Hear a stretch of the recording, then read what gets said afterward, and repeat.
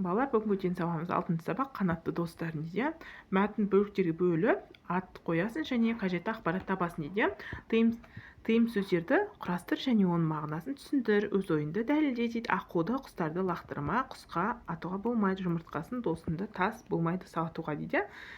Жарма, жұмыртқасын дейді. Осылардан тыйым сөздер шығаратын боламыз, иә. Бұл жерде қараңыздар, біріншісі мағынасын түсіндір дейді. Аққуды атуға болмайды, иә. Себебі аққу киелі құс деп жазады екенбіз. Құсқа тас лақтырма дейді. Себебі құсқа тиіспейді, иә. Құстардың жұмыртқасын жарма дейді. Себебі ішінде жарма дейді. Себебі ішінде балапан бар, иә. Досыңды сатуға болмайды. Дос дегеніміз қиындықта әрдайым жаннан табылатын жан екенін өстіп жазады екенбіз тыйым сөздерді. Енді бізде ары қарай қараңыздар, мына жерде мәтін түсініп оқы дейді. Екінші тапсырма, мәтін түсініп оқы. Қара торғай. Көктем күннің жылы, жарық сәулесі жерге түсіп, қар еріп жатыр. Күнге жақын қары ери бастады. Қарға ұзақ қарқылдап жүр. Қамбаратта бірдеңе істеп отыр. Қасында балалар жүр. Ата, не істеп жатырсыз? Қонағыма үй істеп жатырмын. Сіздің қонағыңыз кім? Қонағымды көрерсің. Қонағыңыз қандай? Қонағым қол басындай, мінезі қорғасындай деді. Қарт жымияды. Қарт сөзін түсіне алмай балалар тұрып тарасты. Қар кетті, көк шықты, күн ашық. Бір топ қара торғай ұшып келе жатыр. Алдысынан келіп жалт бұрылдым. Олай-бұлай айналдым. Биік ағаштың басына қамбар атайдың кішкене үйшігі қылқиып тұр. Қара торғайлар ұшып ауылға келді. Біреуі барып үйшіктің аузына қонды. Жан-жағына жалтақтап қарады да үйшіктің дөңгелек тесігінің ішіне кіріп кетті. Өзге торғайларды ағаштың басына орын алып ұшып қонып жүр. Бауда көк шөптің арасына жыбырлап қоңыздар жүреді. Қара торғайлар ағаштан түсе қалып қоңыздарды теріп жей бастады. Шалқыштан су ішіп, демалуға ағаш басына барып қонды. Тынығып алған соң ән салды. Манағы үйшікке кірген торғай сонда мекендеп алды. Күзге шейін кетпеді. Қамбар атай шөп шапса, қара торғай шегіртке қырады. Қара торғай шегіртке қырады. Құрт, шегіртке, инелік, маса, шыбын бәрі де егінің жауы ғой. Сол жаулардың бәрін қара торғай құртады. Қара торғайдың пайдасы жан теңіз. Қамбар атайдың қонағым қол басындай, мінезі қорғасындай деген сол қара торғай екен дейді. Күнге жақ дейді, күн түсетін оңтүстік жақ екен. Түсініп оқы. Мәтін автор туралы әңгімелейді. Жүсіпбек Аймауытов екен, авторы. Жазушы ғалым ол.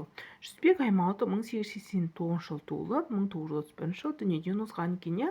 Павлодар облысы Баянауыл ауданы, қазіргі Жүсіп Аймауытов ауылында туған. Ол 13-14 жасынан қисса, дастан жаттап өлең шығара бастаған екен. Енді бізде 4-ші тапсырма, мәтінді сүйеніп, суреттегі кейіпкерлерге арасынан диалог құрастыр. Қараңыздар, бұл жерде, мына жерде диалогтар. Ата, не істеп жатырсыз? Қонағыма үй істеп жатырмын. Сіздің қонағыңыз кім? Қонағымыз көрерсіз. Қонағымыз қандай? Қонағымыз қол басындай, мінезі қорғасындай. Осы диалог. Біз былай мынандай диалог құрдық. Ата, не істеп жатырсыз? Деді немересі. Қонағыма үй істеп жатырмын, деді атасы. Олар өздері жасамай ма? Жоқ, олар өздері жасай алмайды. Жасай алмайды. Олар құстар ғой. Жылғанда ұшып келеді де, күн суытқанда қайта ұшып кетеді. Өстіп, өзіміз диалог құрастырсақ та болады екен.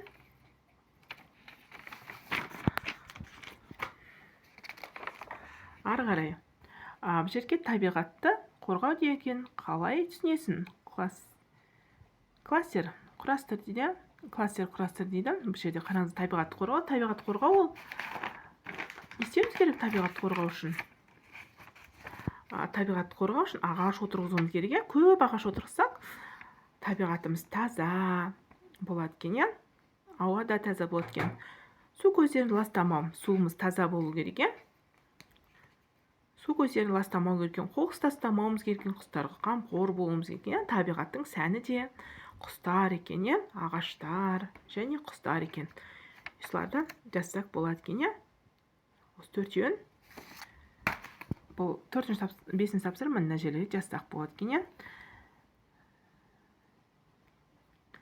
Мәтінді оқиға желісіне қарай бөліктер бөл, жоспар құр, әңгіменің қарап тұрған пайдасы туралы не айтылған дейді.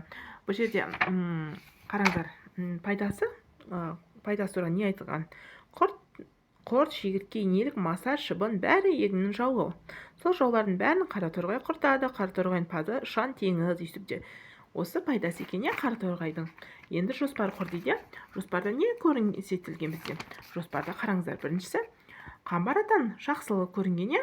Қараторғайдың ұяға ұшып келуі, қараторғайдың пайдасы, иә. Өйстіп жоспар құрады екенбіз. Осымен сабағымыз аяқталды. Келесі сағат кездескенше сау болыңыздар. Каналымды тіркелуді ұмытпаңыздар.